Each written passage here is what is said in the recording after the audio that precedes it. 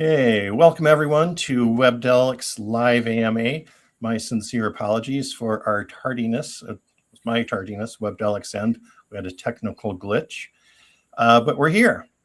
And so, yeah, huge welcome. So I'm Steve Elfrink. A lot of you have attended these webinars through these last few months. You guys know me. And so I'm the Webdelics subject matter expert. And tonight we're going to be talking with Danny and Sarah from Behold Retreats, who are with us from Costa Rica, I believe. Yep. Today.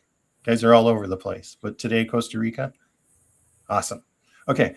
And so tonight we're going to be diving into the world of plant medicines and specifically discussing ego dissolution, shifting of identity, and rites of passage, plus other little tasty morsels, tidbits, and explorations, and probably a few tangents if these go the way they usually do. So a little housekeeping before diving in. So this is an AMA, Ask Me Anything. So we have some questions that have come in from folks out there, and we'll probably have some more questions coming in. So feel free to add in comments, questions into any social media platform you're in. And then also one other little housekeeping detail, that strange little QR code with the duck or a platypus up in the right-hand corner is a QR code to get to our website. And then we just kindly request you sign up for our newsletter that goes out every Thursday. And then also, if anyone's ever interested in being a guest on one of our shows, one of these AMAs, please reach out to Webdelics or me at steve@webdelics.com. And then a little more about me. So I'm, as I stated before, subject matter expert for Webdelics, also a practicing psychedelic somatic therapist, which basically means I work with low-dose ketamine primarily, and in a full-time practice, Om-Tara, and also doing research in dissociation and complex PTSD, and also specialize in folks who have been destabilized from psychedelics. But enough about me. So I'm excited. I'm always excited, but yeah, excited because we have two amazing guests tonight. And I think just some folks who, there's walking the talk and two folks who are walking the talk here. And, for my dive into what they're doing it, in my opinion, humble, not so humble, sometimes the right way, as far as the level of safety, the focus on integration, the preparation, and just the integrity they bring to this work. So Danny and Sarah, I'm going to basically turn it over to the two of you to just kind of introduce yourselves, a little bit background, how you got in, anything you want to share about Behold, because I think Behold Retreats is amazing. The number of retreat centers you have, the focus, again, you have on the prep and the integration process, the different medicines you're working with. So I'll turn it over to either one of you, whoever wants to dive in, and just take the mic from Steve. Yes. Wow. Thank you. Thank you so much for the wonderful introduction, of course, and just the ability to be here with you and to engage your audience and those that are, tuning in one way, shape, or form. So I really appreciate the platform and the opportunity. Sarah and I are loving partners that have really stepped into this work. I've been on this path for, I would say, maybe 16 years now, and I'm the guy you want to go to when things get difficult.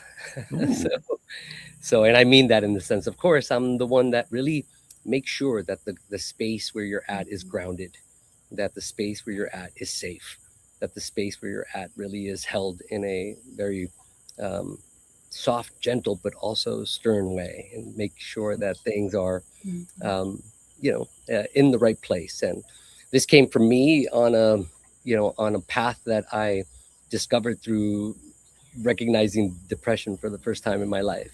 I came from a military background.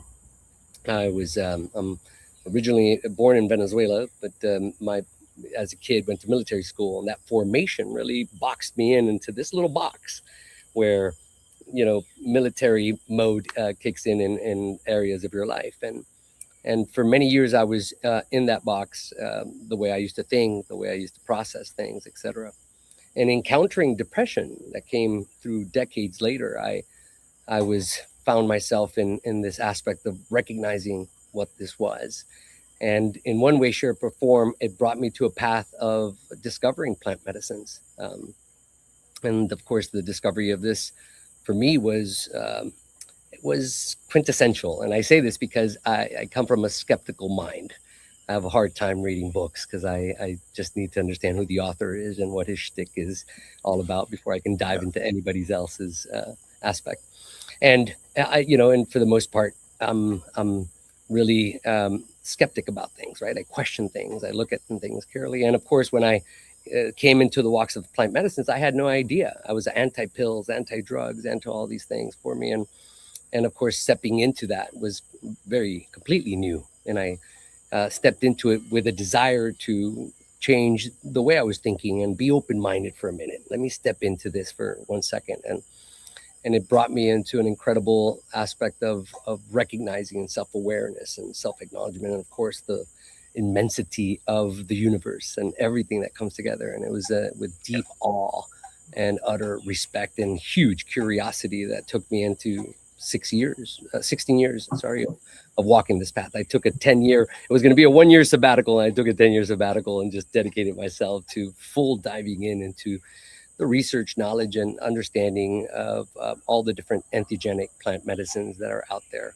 So that's been there. And of course, here I am today with Behold Retreats, with Sarah and myself that are really leading the pathway of creating an ideal place, an ideal space for many people to really kind of step into this container that they can then really find themselves and find a way that they can self-actualize or improve aspects of their lives in so many ways.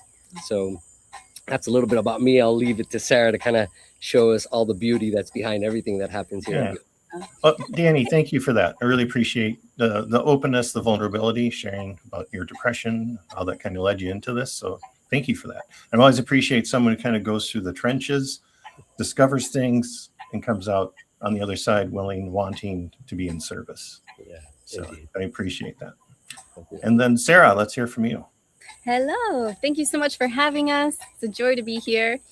I always love adding after Danny says he's been in plant medicine for 17 years that I get to say 30 years is how long I have been practicing with plant medicine. Practicing would be an extension of the word. So 30 years ago is when I experienced my first fungi medicine and started from a place of curiosity, just curiosity in myself and world and connection and all of the things. We may or may not dive into this a bit, but around a few years after that, the war on drugs started. I don't know if many people in my age or age bracket remember the skillet and the egg that says, this is your brain on drugs. Oh, yeah. And I thought, these really are intense experiences and my brain is developing. And so I stopped.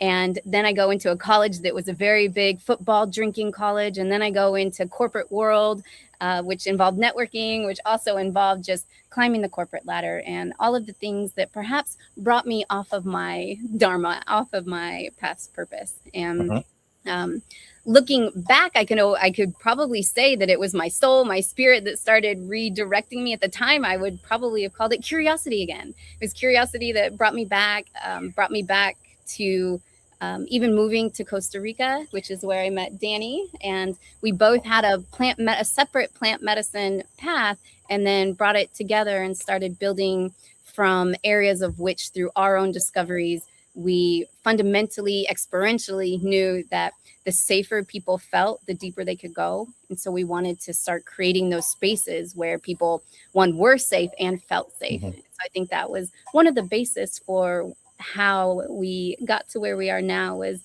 through our own experiences, building really solid foundations for people to step into this medicine. Beautiful. I love the safer to go deeper. Yes. Yeah. That's huge. It's huge. And there's so much importance about the relational container, the safety of the container, the solidness of the people that are, whether it's, a group or individual one-on-one, but the confidence and the solidity of that human that's taking you into the depths of possibly hell, that they can hold the space for you no matter what shows up is so important. And yeah, then, so many of us, probably you included, have had experiences that we had no guidance. We had no preparation. We had no integration, no processing help. We were just on our own. And so Yeah. we're trying to, I think all three of us, be that person, those people that Yeah. are holding that hand and guiding people. the what the hell was that experience? Yes. And then I'm gonna brag. So I'm the OG here. So I had 43 years experience. So Woohoo! We should Not add that it it- all up, and then not we'd have a that- great grand number. I mean, the irony of it doesn't really matter. I mean, anyway, it's all fun, all good. Okay, let's dive in. So we've got some juicy questions coming up. Oh, before juicy questions, quick little bit on Behold and the plant medicines you guys are working with, and then we'll dive into the questions. Yeah, appreciate that. So we primarily focus on three main medicines that we work with, and in this case, ayahuasca, of course, is our one of our main therapeutic medicines, and they all have a level of therapy, but I'll bring ayahuasca first in that case. And then, of course, we work with the Bufo 5-MeO DMT. That is the probably one of the strongest entheogens out there. It's a peak medicine. We work with the natural one version of that, by the way, and this is more towards our alumni, but it's a plant-based, seed-based 5-MeO DMT, which is a snuff, and it's called Yopo, and it's several hours worth of that peak experience rather than a short one like Bufo. Yeah, and then lastly we have our psilocybin, in which we work with psilocybin specifically and have one particular ceremony under what we call Ayahuasca. And it's a combination of sorts, let's say, that allow for people to go really deep, again, using that word, into these journeys. So those are the three fundamentally ones. We work with other ones, but those are just for alumni and different sorts of educational purposes that we work with those other entities. Cool. My quick question is, the Ayahuasca, is that like a Syrian Rue combo or? Very good, but it would be actually the cappy itself, right? So we're using the cappy as the MOA emitter. That's why the Ayahuasca. You got access. So. Right. Exactly. Who needs Syrian Rue? Yeah, exactly. Okay, so let's dive into our first question. So questions will be coming up here on the screen for folks in the audience and for us too. And I'll be reading these questions, even though you can see them, but for those folks driving in the car. So why do people say ayahuasca finds you rather than the other way around? Yeah. That's an interesting one. It's a wonderful question, actually, right? It's that calling that people kind of speak of and discuss, you know. But, you know, the aspect of how it finds you it's really more of what internally is happening with self, with the individual. You know, I think people are a lot more open and aware of how connected we are. I think quantum physics has shown us the quantum world expanded up that makes more scientists believer in maybe some of the woo-woo stuff that was questioned before. So the level of connecting. So when we are stepping into this spirit self, we find ourselves in that calling and a desire, and then people gather us. There's a certain level of mystery that I would like to keep within why these things happen, but you know, it will find you, and it's really finding you because of what you are seeking, and whether you know it consciously or subconsciously, it's taken place. And I think that's a beautiful thing in the aspect of where Mother Earth is calling. It's calling his children. And I think that the level of ayahuasca is that channel where people are ingesting this brew that takes several days of reduction into this one cup that you end up ingesting. It goes right into the gut system, and it releases all that data, all that beautiful information of Mother Earth, which I would call the Earth Wide Web, and that you ingest that. Like that one.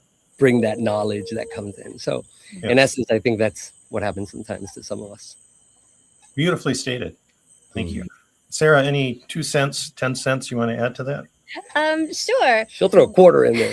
Throw a quarter. $1.250. Let's take it. The question made me think of my own experience of how I came connected to ayahuasca. First, when I was around 28 years old, a friend of mine went to an ayahuasca ceremony, and just something about the word stuck with me. I didn't know what it was. And when I asked him, okay, how do I find that? He said, oh, it'll find you. And I said, no, like literally give me the phone number. I want to go find 1-800 ayahuasca. Yeah. And he gave me an email address, and things just didn't line up. Maybe that mystery you're talking about. Yes. And then I went to Iquitos, Peru, not specifically for ayahuasca, but it was on a 2-year traveling journey. And I heard that ayahuasca was really prevalent in Iquitos. I was on the street asking people. Somebody brought me to, oh yeah, my cousin serves it. And I was like, could I see the space before ceremony? It was a basement. And I was like, oh, I don't think so. No. And I did end up doing ayahuasca in the middle of the jungle outside of Iquitos with, again, no preparation, no integration, no nothing. And because I didn't physically feel safe as a woman, as somebody about to do very deep psychedelic work, I didn't dive in. And so this is making me think it wasn't my time. It wasn't my time. And so that's why me searching for it, it didn't connect. Mm-hmm. And then when I came to Costa Rica, it did find me and started this path. That's my 2 cents. I think those were cents, not quarters. that was the $1.250. That's a cool story. And then I really appreciate how it brought you to Costa Rica, where it just sounds like everything unfolded. Yeah, absolutely. In a beautiful way.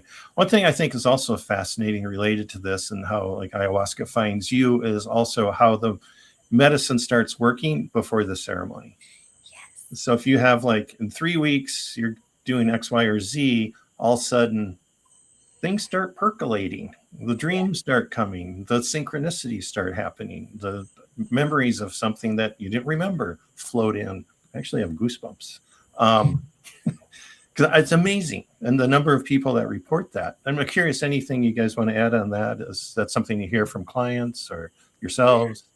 Almost every retreat, somebody will start talking about how the medicine worked as soon as they made that 100% I'm coming. And it's quite spectacular.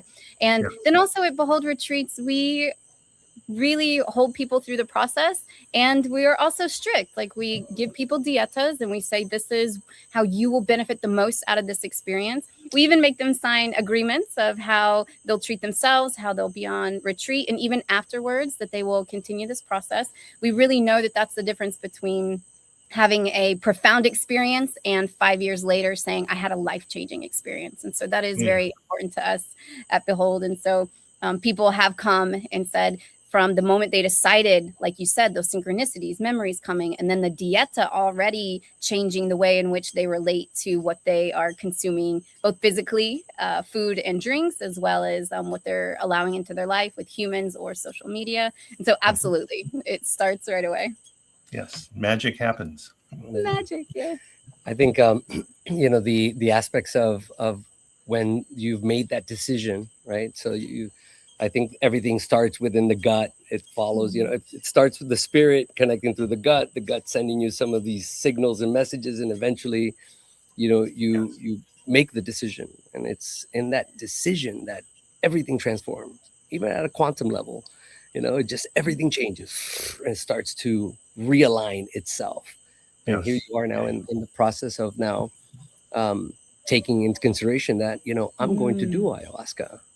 And you haven't even started researching yet, but you're not saying it out loud, but in your subconscious, I'm going to do this thing. And you start to research. But that moment that I'm going to do this thing changes everything. Yes. Never thought about this, but I to my core believe that the universe is on our side. And once 100%. We start recognizing that, then the universe said, Sarah's showing up. I'm going to show up too. And I think that's a piece of it as well. The universe is saying, okay, we're doing this together now. Yeah, like you're in, I'm in. Let's go. Yep. Yes. And and even though we have a 7-week program that we bring people, we do this primarily because we know how important it is. Time now is the biggest and most valuable commodity that a human has, right? Time. Yes, period. So we believe that greatly. And for us, it's really important that if you're going to dedicate time for yourself, not for us, but for yourself, and you're going to invest in yourself, to take time for yourself. Well, we value that. It's huge. It's important. Like you're going to dedicate to break away from everything you're doing ordinarily in your life to come and step out of, your comfort zone. And even though we have very comfortable spaces and places, you're stepping into this line of work. And this moment begins where you're now ultimately just processing already so much healing that's taken place, because the dieta puts you in a level of awareness that you weren't there before. Now you're paying attention. You're paying attention to everything. You're eating everything you're consuming.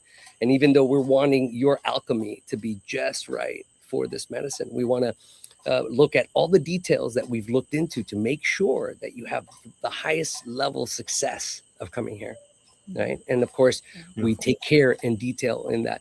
But the process begins there. That decision making comes in and the healing starts to take place. The changes starts to. We had one guest, and I'll let Sarah maybe share this. I love this story, and I don't like sharing this story, but you started it, so I'll tell you. We got to hear it. Yeah. I know. We had one person sign up maybe about 2 or 3 months before the retreat started, and he was really at a point at which he needed to shift. And when I say that, I mean ready to give up on life. And so he said, I'm going to do it all. And he followed the dieta, he followed the practices. And maybe a week before retreat, he said, I, for the first time, feel healthy. So this was somebody going from processed foods and depressive states and not going outside to doing all of the things. And he said, I don't want to mess up where I am right now. I have discipline. I have my morning routine. I have my evening close down. And one guest ever didn't come. He didn't come to retreat because the process he took from when he signed up to right before retreat had such an impact on his life. And I said, well, call us when you want to. There's expansion. Beautiful. Perfect. Yeah, that's a great story, though. Yeah. And that, I think also what's just fascinating about this, excuse me, it's just, I'm a big fan of energy in, energy out. So the more like intention, the more focus, the more like what you're saying to the universe is I'm in. Yeah. I'm really in. And the universe is awesome. Me too. You're really in? I'm really, really in then. Yeah. It pays and it's off. powerful. Now you got a powerful teammate. And I'm glad you mentioned that, because it's, part of our process here. Our retreats are invite only. And in the invitation, there's that process that you are genuinely ready to step into this line of work, right? The idea is to bring humans, selected humans that we curate into a space that everyone is putting that same intention forward. Wow. And what takes place from there is just absolutely magical when you're able to align all those perfectly human curated people ready to do this inner work for themselves. It's powerful, both on the healing side and even more so on the expansion side of things. Yes, that's key. So invite only, that piqued my interest. So how does that work? The invite only for Behold retreat. I'll start a little bit and I'll let you continue. It's not a bouncer at the bar seeing, are you handsome or beautiful enough to come in? It's, are you committed? Were you genuinely called to this medicine? And are you committed? If you learned something, if you see the highest version of yourself and you get to see where you are now, will you commit to walking that path? Danny and I are dedicated to making the world a better place. And that comes from humans that will say, yes, I want to take this route. And so I think that's the first part. Are you genuinely called, and are you committed? Yeah. And I also is the level of seriousness that's behind this level of work, right? So in the sense of that, if you just went out a couple of times to dinner and you've been hearing ayahuasca and you just want to be part of a conversation, these are things we look into, right? And there's a careful and very mindful selection process. So the idea is to really bring the right humans that are wanting to kind of step up into this field, and the more of those humans that are coming into it, well, it's like any athletic team, right? You have really top people coming in for really great things. That's excuse the throat. There we go. That's very cool. I didn't realize that depth you guys are kind of doing the screening process, and I applaud that. Yes. Yeah. We want to know, when, say I'm a guest coming to a retreat, that I am safe to dive deep, to go through this medicine. And that means, am I physically, mentally, emotionally capable of receiving this medicine? We also want to know the people next to us in ceremony are also safe. And so that's huge. That doesn't mean not distracting. That doesn't mean they don't feel compressed or depressed or angry. Like we are accepting of all the ways that people come. It's just, we have small retreats. We have 8 to 11 people. And so we make sure that their readiness is there. And sometimes that readiness isn't a no, it's a not yet. Let's take some steps to get fit, and then get the invitation. I like to call it surgical work. There we go. Yes. And I love 8 to 11. So in a lot of ceremonies, it's like 30, 50, 60 people. I don't know. Safety first. Do no harm. Okay. Well, I think we spent about 20 minutes on our first question. Oh gosh. Which I love. I mean, Yeah. So we'll go to our next one here. Okay. So what's the biggest misconception people have before their first ceremony? I think, there's this big, huge misconception around purging or throwing up. There's this thing, and I often wonder, does this come because, in years past or whenever you were just hugging the toilet and kissing it without any really incredible outcome or results from what you did the night before? And, it's important to note that purging is not an axiomatic kind of thing. It doesn't just happen because it's going to happen. It happens for various reasons. So there's a misconception around it because people assume that that's what's going to happen. But in reality, the more prepared you are for this medicine, and I'm talking body-wise, physiologically wise, alchemy-wise, in that sense, then the easier that process will go. There's also, the purge effect that comes from the medicine itself, cleansing, cleaning, detoxing, and also the energetic purges that take place. And these are aspects of learning how to release and let go what's really not there for you anymore. And so those are variations of, but the misconception is that everyone assumes that's exactly what's going to happen when they come to something like this, and maybe put a lot more value into the whole process versus the incredibleness that can come from that. Sarah, I think a lot of people have a misconception that the ceremony is the transformation, when to me the ceremony is the knowledge. We learn about ourselves, we learn about the universe, we learn about each other and connection. Wisdom comes from actively living that knowledge, and that happens when we leave. And so that's where I think people might feel like they're going to be transformed. And in some ways we will be transformed, especially on the expansion side. It's really incredible. But the lifelong transformation is through living, taking those actful steps afterwards. Yes. Yeah, it's work. It's work. And I think, that's one of the bigger misconceptions also, just that like, hey, a single pill or a single ceremony is going to change my life and cure everything. Well, sometimes maybe, and sometimes there's a lot of work to it. And there's one I want to add there, which I think it has a lot of meaning and value potentially, in the sense that some people only look at ayahuasca as thinking, I'm doing this because there's something wrong with me. Right? I'm doing this because, and some people will shy away from that, thinking that's, oh no, I have nothing wrong. I'm okay. I don't have any issues. Why would I want to do that? Or even associate myself with people that have either drug addictions or patterns of addiction or abuse or whatever it is. I'm not one of them. But in reality, is the misconception here is how huge this is when you're learning about understanding into biohacking, for instance, and knowing that, a lifeline of deep meditation can take place in a single ceremony, bringing you into an altered state of consciousness that could be extremely powerful for the individual. So there's some of the misconception there. Yes, I like the flip side of that. Indeed. Yes, very true. Okay, we're going to go a little bit deeper here. So everyone talks about ego death. Is that really the goal? You or me? Okay. First even address, ego death, what that is, because some folks might not even know what that means. Okay, I can start there. So ego death has become very popular. Some people that we know don't like the expression at all, ego death. I think ego disillusionment can be a more reality of what that looks like, especially with ayahuasca. We can talk about ego death with Bufo. So ego death is a soft disillusionment of our attachments to who we are. And so I am Sarah, and I was raised in Texas, and my partner is Danny. I have these type of parents. I was raised with this program that I loved and this program that I didn't love. And some of those can become attachments. People can also get attached to the way in which we behave after a trauma has happened. And so we get attached to these things.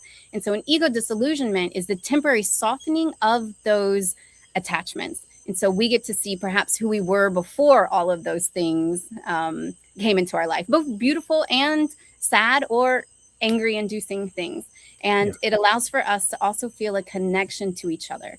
And so maybe I don't feel so separate from you, and definitely not so separate from Danny and from the air that I breathe. We have a connection through these experiences. And what also could happen in that is as our ego starts forming again, to say, I am going to have a more observant field of that part of my ego. A lot of people look at ego as I am better than you, and it's all across the board. My fears are my ego.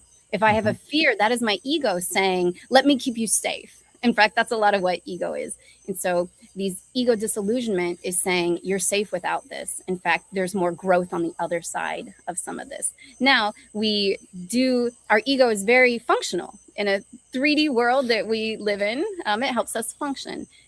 We can now just have the switch to be more an observer of the way in which we function and what are our patterns, and do we want to shift them, or are they productive and helpful? And ayahuasca, it can be a conscious disillusionment. I'm seeing this loosen up and even disappear. I'm seeing this loosen up. And we then say, is this a layer to who I am, or is this a mask I wear? And so I have a friend, for example, that will say, you act different in front of your dad than you do your partner, then you're not authentic. I'm like, no, I have layers. How I act in front of my dad is different than my partner, my best friend, because I'm a layered human being. Now there's places where I do wear masks, and it's being able to tell the difference. Is this a mask that I am wearing because I don't want people to see the real me? And so that is something that can happen with ego disillusionment. Now, ego death, in Bufo, for example, ayahuasca is a longer process. You have maybe 6 hours to work with this medicine. Bufo is a very fast-acting, incredibly powerful, incredibly beautiful experience. And in that first 60 seconds, 120 seconds, that ego disillusionment comes fast. And so perhaps that's where the word ego death came from, because it feels faster and more uncomfortable. Now, we prepare to how do we surrender into a space in which that time is shorter. But I think that's where ego death and ego disillusionment can come up in plant medicine ceremonies. And is there a goal to that? Is that the goal? I think that's kind of a cool, positioning. Is that really the goal? Is that what we're going after? And I think within even, all the, like Johns Hopkins studies, all the current research going on in the US, it's all about the mystical experience, ego disillusion. But is that always the goal? Yeah. So I think there's different ways in which we could look at this. Philosophically, we could talk about it for an hour. And then if we want to say, in our 3D world, how is this helpful? How is it helpful to all of a sudden feel connected to everyone? If we walk down the street in the same headspace as some of these grand connections, people might not resonate with us. They might take a step back. However, how it can show up in a beneficial way in our 3D life is we have more compassion for others. We have more compassion and care for ourselves. We treat other people better because we see them as closer to humanity as ourselves and as our children and as our loved ones. So that's one way in which an ego disillusionment can help us. It also can help us see more clearly where there are fears, because our ego doesn't want us to know it's a fear. Our ego wants us to believe this is an action that will protect you, so take it. And now we have the mental capacity and ability to say, no, that is a fear, and it's a fear that I don't want to have. I'm not fully growing in my business relationships because I'm afraid if the relationship ends, I'll lose everything. That's a fear. Let's keep going. Let's keep building, not out of fear, but out of doing something incredible. So this is how that ego disillusionment can help us in our everyday life, with our partners, with our friends, with our colleagues. Yes. Beautiful. Yeah. I'd add to the ego side of things. It's, it's the social construct of who you think you are. It's that default mode network that's running the operative system within you. And so to step into the line of antigenic plant medicines and start to encounter and discover that ego death? Well, it's kind of putting aside that default network system and allowing you now to be in that, what they would call that unified field, right? That sense of knowing oneness with everything, right? So the program is disconnected for a moment, and now you get to see creation itself. You get to see that oneness experience, and allows you to then bring back that default mode network into the after that experience, and visualize who you are now from that space. So Bufo is a very fast acting peak experience, right? It's 20 minutes that you're going to step into, as you know, as I've heard it been described as well, which is when you're ready to die, be reborn, and meet your creator. That's a 5-MeO DMT Bufo Alfarius experience. So that ego dissolution is, that ego death is in fact going to happen. That could actually be maybe the more jolting little moment, brief moment of that. But once you break onto the other side of that, it's the most incredible experience. So it allows you to then come back from that, realizing the aspect of what society has taught us, that we are attached, right? And you know, and then that unattachment takes place, and all these things start to shift and change. With ayahuasca, the same ego dissolution can happen in maybe more subtle ways or different ways, but then it comes and you start to, from that default mode program that's within you, you can break that down now and realize your patterns and see yourself differently, and also meet the creator and have all these different perspectives that you didn't have, and allows you for you to change and adjust accordingly. Yeah, this, like you said, we could talk about this one for an hour, because it is so fascinating, and it's so, I think part of all this, like the unity consciousness, the white light, the ego dissolution, ego death, however you want to frame it, is kind of a part of one of our birthrights that doesn't get to be honored. And I think as far as being a human and having the full human experience, it's one of the most, you know, profound life-changing experiences someone can have. I mean, for me, in my hundreds and hundreds of experience, the 1,200 micrograms of LSD that created that unity consciousness, white light experience where we're all one, that was life-changing. I mean, it shifted my entire life. And I, forever grateful for that experience more than any other experience. And I think there is so much beauty in that. I mean, it's the ineffable. And for someone to experience that ineffable, it changes everything. Yeah. So, I mean, there's incredible value. And I think to some degree it is a goal. I think some degree it's something, again, it's a birthright. To me, it's like, kind of Terence McKenna said this, without, having these psychedelic experiences, it's like never even experiencing an orgasm. Yeah. But to experience that place is, again, just going back to what I said before, but a birthright of what it is to be human and to be connected to something greater than thyself. It's that biohack that our ancestors left us behind. Listen, human, don't get into that program mode. Here's this, you can break away, check in with us, and come back to that. Yeah, and to be, see outside of yourself where there is no self. I mean, there's, Okay, we could keep going. Let's go to another question though.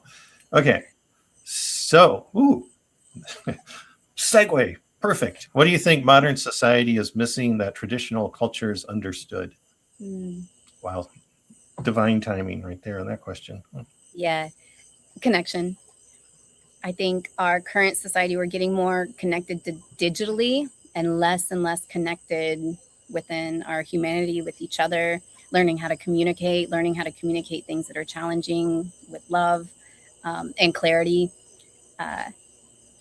Traditional cultures, I think, coming together as humans, coming together and to celebrate and also accept people for who they are, to hold them in that space with joys of seeing growth, but also love and embrace of who they are. I think especially in Western culture, we got this idea that failure is shunned, especially women, but men as well. And so I think that's a main thing that traditional cultures understood, is come together and let's work together, heal together, grow together, dance together, sing together. I'd probably segue into that by saying, connection is what our modern society continues to miss, is connection to earth, to nature, to oneself, to our brothers and sisters, just connection, human connection. I mean, and mind you, this modern society is perfectly designed to entrap you in this belief system that they create for you. And of course, it's that's where it's fundamentally important to question everything and question your reality and step out of that, and you bring that critical thinking into place. But the connection, you know, our ancestors had it right. I have a simple mission in life, and it's back to basics. Like, you know, I don't have to create anything. Our ancestors did it perfectly. You know, I trust more historical facts from indigenous tribes than anything in modernly written and manipulated. So I really go back into the importance of how our cultures, in one area that we respect tremendously through Behold Retreats and even our foundational work that we do with the Sovereignty Alliance. And we really embrace the importance of tradition. If you're going to step into psychedelic work, I think it's important to at least step into it the first time, knowing the traditions and how things work. It's for thousands of years perfectly, right? And we see modern society trying to step into it again. It's, oh, we're going to change it and alter it here and make it better for you. But in reality, it's perfect as is. You know, there's a lot we're gaining through some of the research and that I like and I also see. But in reality, step in first, knowing how it used to. It's almost like, you know, if you're going to be a pilot, just learn how to navigate without all the computers, or if you're going to navigate in the ocean, you know, just learn the basics of certain things. That's one of them. Yeah, 100. Yeah, the big one for me on this one is connection. And at the core, we're tribal. We've always been tribal. We've been pack. We're pack animals, and we've become, you know, it's a society of distraction right now, a culture of distraction, and a culture of separation. And the irony, we all seek and want vulnerability and connection, but we're in these, you know, creating the opposite right now. Yeah. I didn't learn the word interdependence, I think, until I was 38 years old. I thought the opposite of dependent was independent. And so that was what you strive for, is independence. I used to define independence as what can I do by myself? Or I would, define strength as what can I do by myself? And then I learned that I can go pretty far, but I can go a whole lot farther with others. Yeah. Yes. The power of many. Yeah. Yeah. Yay. Okay. Next one here. Ooh, another good one. This one, I mean, you know, these tied together nicely. If ancient cultures had rites of passage, what are ours today? I feel like you'd have a more abrupt answer than me. So we definitely have transitions still, but I don't think we celebrate them by surrounding ourselves with wise women and wise men to like guide us. And so, for example, we graduate from school, we might get our license, we get married, promotions at work. However, the becoming a woman, even from premenopausal and menopausal, going into that wise woman, we frequently are left alone. We aren't surrounded by people guiding us and celebrating these things. And therefore, when they're challenging, we think there's something wrong with us, as opposed to what might actually be there, and then building love and community and strength. I think the same with men. We're missing rites of passages. And so I think that people are looking for them in ways in which just bring your adrenaline up, for example, as opposed to sincere transitions from a part of our life into the next part of our life. You know, I'll say that, you know, we use the word ancient cultures, for instance, and so that means that we are modern cultures. And I think we're missing and lacking culture altogether. I think everything is being rewritten, reshaped, and changed. And I think we are a modern society of citizens. And of course, we have been indoctrinated as such. And of course, that level of indoctrination and way of has shifted all of these rite of passages. They've changed them to be. We're talking about, we're living in a dysfunctional society, right? So what are we doing following the rules of dysfunctionality to begin with? So it makes no sense to follow those rules. That's why I think bringing back these ancient traditions are critically important. It shows us back where the true value and meanings were. It's not embracing this modernism that we're chasing and to dehumanizing ourselves. I think we need to come back and step into that ancient wisdom, ancient knowledge that lies within all of us. well, it's one of the things that we do through Behold is help people remember, right? It's all encoded in our DNA. We have all that wisdom and knowledge we can tap into through an altered state of consciousness, into that ether of information where all the great minds and geniuses have stepped into and have access to, where all the biggest musicians can access that. We all have that same innate ability amongst us. And I think it's important. The society has pushed us into breaking away from our own powers that we have and our own ability to self-heal, this incredible intelligence of a being that needs to be sovereign on this earth, and that we can walk. But it's important to understand like the level and complexity of control that life puts us today. They've controlled our minds over the last decades with television, and they do it even more now with these smaller little apparatuses that walk around with us in our pocket. And they continue to disassociate ourselves of who we truly really are. And as you mentioned, fully distracted. And the more we enter into that presence, more we enter into these cultural practice, and more we understand it, the more powerful and more insights we gain and we believe. So I think it's critically important to embrace traditions, the right cultures that you can learn from so much from that. So I think there's a lot of work that our society needs to start embracing something. Yeah. This is a huge one, because I think like right now, like what is it, the rite of a passage for a teenager is maybe go to college and get drunk. Yeah. 100%. Yeah. And party. Yeah. And I think where we're really missing the boat is with teens, and no rite of passage for teenage boys or teenage women.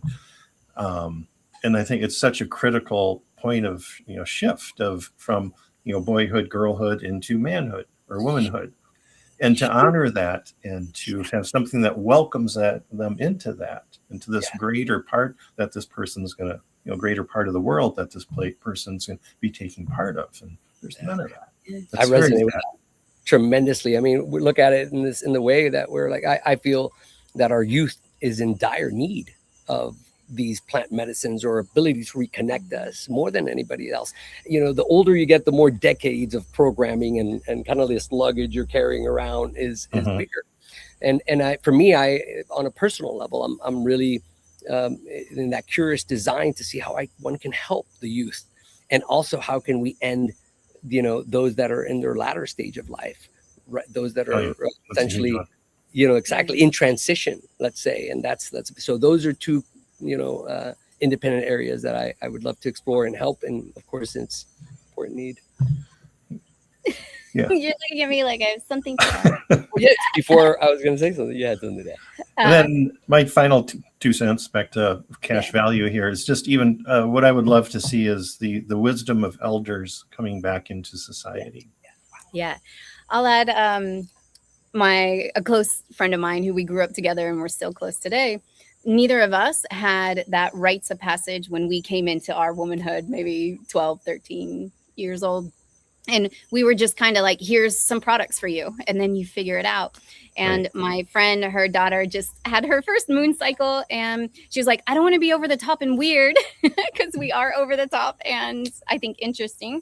But with her daughter's permission and her daughter's design, she did invite decades of people over. So women in their 20s and their 30s and their 40s and their 50s, and had a beautiful event. It wasn't over the top or embarrassing, but it was a space in which wise woman got to share with her young daughter, here's some things that might help you on this path.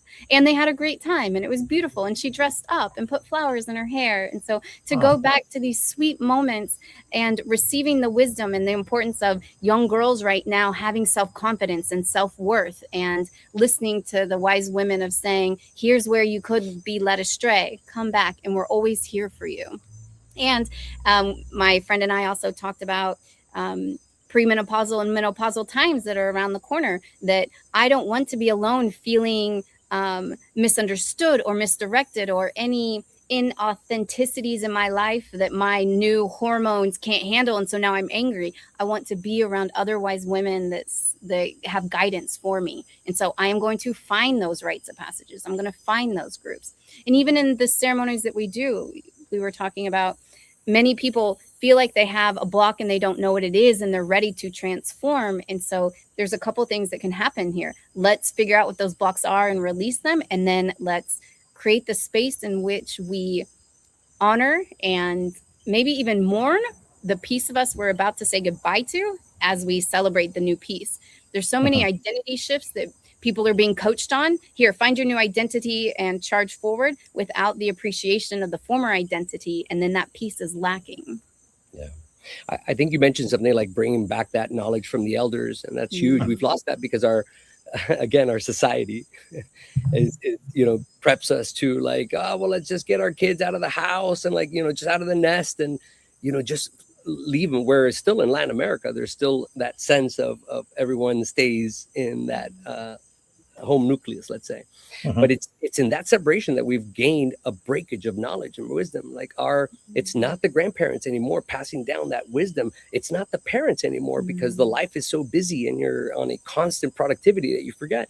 And so we love when we have like a father and daughter or mother and son come to our retreat. It is huge. That's huge. They're not even like, people don't even realize the level of powerful healing aspect that takes place generationally within that work they're doing. Just the DNA change and shift. And when you're doing it with siblings, it is, ultimately changing timelines. And just look at it one way. They're like, we have guests that have come here and, nobody in their lineage has ever stopped 1 minute to do some self-healing and self-work or inner work or self-actualization. No one. So they are really the ones that are stepping into that and shifting that whole entire chain of events and lineage that goes through. So it's powerful when you see it with family groups or siblings, which is powerful. Ooh, I love that. That'd be awesome to just have, just even like one group where it's all family, dads and daughters and moms and sons and the whole circle is that. That's very cool. It gets me. I have 4 kids, so I'm already going, How do I get them to Costa Rica? All 4 of us or 5. Yeah, come see us. Because it'd be amazing someday. Yes. Okay. I got to check. Okay, we've got time for probably more 3 or 4 questions. Maybe the way we're going here, maybe 1 in a good way. So this one's interesting because we've been talking about how wonderful these are and everything. And then but also let's talk about this flip side. Does anyone end up worse after a psychedelic experience or experiences? So there's a couple areas that we could talk about this in. One, I'm just going to go on the self responsibility. So many people in ceremonies have a beautiful opportunity to see the highest version of themselves, to meet that version, to see that beauty, to see that strength. And they also, and this can be challenging, I have gone through this challenge multiple times of seeing where we are now. And luckily within the space, it's very heart opening. It's not critique of the past. It's here's a path for the future. Now, say I leave that experience and then I go right back into the same environment in which I was before, and I had commitments or ideas during my experience or within the week, and I don't follow up on them. It's like now I know something, I knew it better than before. And so if I don't take the steps, I am now aware and maybe feeling lack in myself. And so that's where one area in where somebody could, worse is a strong word, but it's like knowing something and doing nothing about it is worse than not knowing and not doing anything about it. Right. So that's not the deeper level of worse, but it's a psychological level at which this is why it's important for us to connect with people that are committed to the change. If you find out something that would better your life, are you committed to taking those steps? Because if you're not, then you might as well, I don't want to say you might as well not know, because one day you might. But that's one area. Yeah, I have a question within the question, because in the sense of like end up worse, right? So what I'm going to share doesn't fall within ending up, but it can be part of the process, right? When you after a psychedelic experience. So, one of the things that occurs, of course, in a psychedelic experience is that the veil will be lifted. You've been walking with these glasses that all of a sudden, you take the glasses away and you start to see things that before you had no awareness, right? You had absolutely no understanding of things that now you're starting to either resonate or have dissonance with, right? Mhm. So these are things that can be quite uncomfortable, but it's all part of that awakening process. It's part of that shift that's happening. It's not where you're going to end up. This is now gives you clarity of this 3D world or matrix, however you want to call that, and also seeing beyond that, right? Beyond the veil. And now you're able to now look at both and seeing and have a deeper, greater understanding and meaning of so much, by the way. We can go on for this. So the element of ultimately walking around with it where you're now, realizing you're not in the same frequency that you were when you were just hammering yourself, to distraction with drinks and doing all these things that you already know within your heart of hearts that, wasn't benefiting you in any way. So those are things that people can feel that they're, ending worse, but it's not ending, it's taking you to a place. Now, of course, all that within, like what Sarah says, the commitment of desire of change, because you have to change it's ayahuasca or any of these entheogenic plant medicines. They're just going to show you, they're not going to do it for you.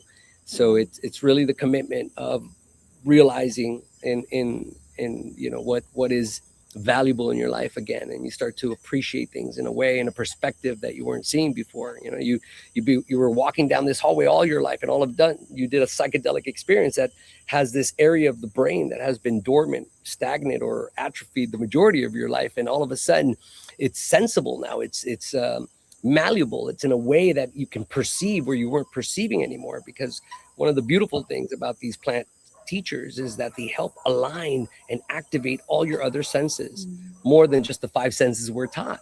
And when you're able to walk life in a field of perception, then you're able to discern properly by guidance. And we're talking our higher self guidance that is guiding us through this world that we have created for ourselves. So I think those are key aspects of the change that people can see through that. Yeah, I didn't think about that aspect, the words, and it reminds me of, so on our retreat, during some of the integration workshops and the tools that we give people, we say, don't make any big decisions for 30 days. Yes. Make a plan. So say, for example, somebody says, I'm going to quit my job. If you go home and quit your job the next day versus make a plan in 30 days, it could be very disruptive if you make big changes quickly versus make a plan and then implement later. And I guess if you expand that out years, we have beautiful friends that had a very disruptive experience a long time ago because they're set and setting. And we can talk a bit about that. Their set wasn't strong and their setting wasn't strong. And so they made a major disruption in their life. That disruption had since led them into a path of full exploration, becoming a yogi, maybe even entering plant medicine. And so that time frame of 10 years later, they might be very happy about that very disruptive event. Now, I do think we could do things to make that very disruptive event not so disruptive to all of those people around us. And so I like that idea that with enough time, that event, we could be very grateful for it. So that's true. Yes, but I do want to talk about safety for just a bit. Sure, please. Danny nor I, for every retreat that we've ever been to, or I guess not retreat, ceremony we have ever been to, neither one of us has ever been asked for a medical evaluation except for Iboga. We just went, and some of them, they didn't even know my name. And so there are areas where a lot of us have minds in which we could use some opening to it.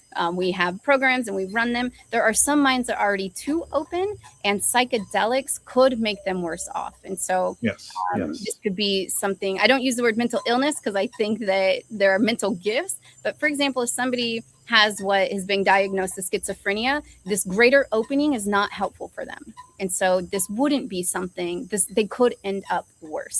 And so there's a level of literal physiologically, psychologically, and then just making decisions set and setting that could be very disruptive. Got it. 100% on that one. Yeah, like I think it said at some point, I think the ultimate goal for any of us practitioners out there is do no harm. Do no harm. And, building again back to what we were talking about, that's, the necessity of the safe container, wise practitioners. Then again, that's the whole thing around set and setting. So we're pretty much at our hour mark. But one thing I want to kind of leave with is kind of a question for if someone's curious about this. They've never done a psychedelic experience, but they're really interested in, and not something, maybe not someone with any like severe mental illness or trauma, but just the general curious person out there. What would you recommend as far as where do they start? What do they do? What is there medicine you'd recommend over, some plant medicine you'd recommend over the other one? Or just for the newbie out there, what words of wisdom between the two of you would you offer to those folks? I'd say, I think the first plant medicine to start to work with is those that grow naturally in your garden, or hopefully at a farmer's market somewhere. Plant medicines come in many different ways. And I think that knowing that and connecting to that is a good first step. Mm-hmm. The rest is, certainly dependent on where the human is at, right? Are you in a place for expansion, or are you in a place for healing? And sometimes the person, looking for expansion might not even aware of there's a healing modality aspect that needed to be covered, or even ancestrally for that matter. But ultimately is really having that,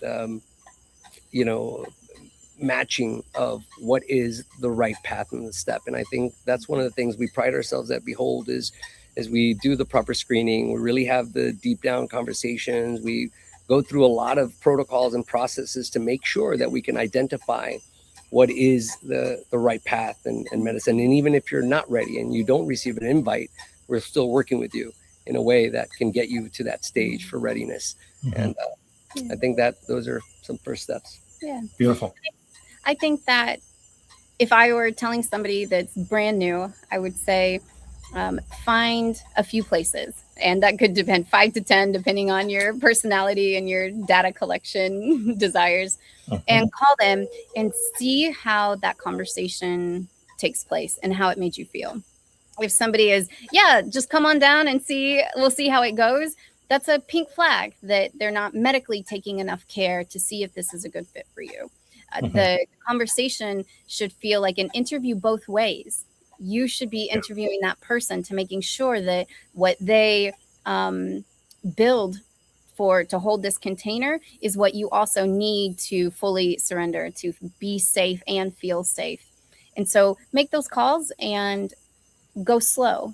Take the time and check in with your heart, check in with your mind, check in with your gut. It could be a full body decision on where to go. Yes. And there is no rush to it, right? Like take your time, do the research, and then go with what is also within your needs, within your capabilities. Yeah. And this, I think I say this on every one of these webinars, but for me, with that question, the most important thing is listen to yourself. Yeah. And also, and again, go slow. And sometimes just realize that you might feel like it's the right time, everything's set up, and then it doesn't feel like the right time. Awesome. Don't push it. Yeah. But just, the key, listen to yourself, heart, mind, body, belly, whatever. And you'll know. You'll know when it's right. You'll know the right medicine. And follow through, right? Listen and follow through. Follow through. That's the big one. That's the ego that'll talk us out of what our soul and our spirit analysis is saying. Paralysis. Yeah, beware of that. No, I agree with that too. And then the big, super important final question: how do people get more information on Behold? Yeah, it's an easy one. Just you can find us online. Just do Behold Retreats, and we will pop up. You'll find all our connections. You'll find everywhere. It's probably the simplest way. There are some great videos of past guest experiences that you can kind of go in through, whether it's through YouTube or social media channels. But ultimately, if you do a courier search for us, you'll find us. I think it's if you're not really sure and you're just kind of exploring and wanting to just give it a shot, give it a try and figure out to listen and ask questions. And there's no commitment here on anything. We want the right people that are really feeling that desire to explore themselves even further, that to reach out. Ayahuasca and plant medicines are something that cannot be sold. People can help guide you to a full no, or you to listen to yourself for your full yes. But that's how the conversation should develop and unravel, is informative connection, and then make the decision. And go yes, for it. No, or later. Yes, no or later. I like that. And then you guys have centers Costa Rica, Portugal, Mexico, and soon in Venezuela. Is that correct? Yes. You said it first. You said it 100 times. Oops. Yeah. Three incredible countries, of course, and depending on what region of the world you're at, then those could be great places. We do all the works and all the different medicines in all of these locations, and like you said, we're paying a very close eye to Venezuela right now. Close eye. Beautiful. Well, thank you so much. A pleasure to have both of you on board here, and a deep appreciation for the work you're doing, the integrity that you guys are bringing to it. I really appreciate that. Even like the small groups, beautiful. I'm a big fan of quality over quantity, and that whole, again, safety first for these folks. Do no harm. Yes, do no harm. So thanks again, and stay tuned.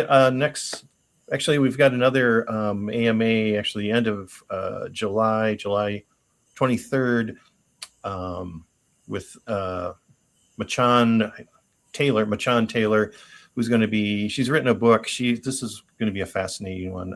She was like backup singer for Pink Floyd and Sting and on tour. And then also a whole other life going on behind that. So it's kind of that behind the scenes of someone with trauma, but the face of, to millions. But anyway, that'll be coming up. So thanks, guys. And you guys stay tuned, and I'm going to end our stream. Thank you, everyone, for coming aboard to this wonderful journey of plant medicines with Danny and Sarah. This was Webdelics, Steve Elfrink signing off. Thank you, Steve. Thank you, guys. It was a pleasure. Okay.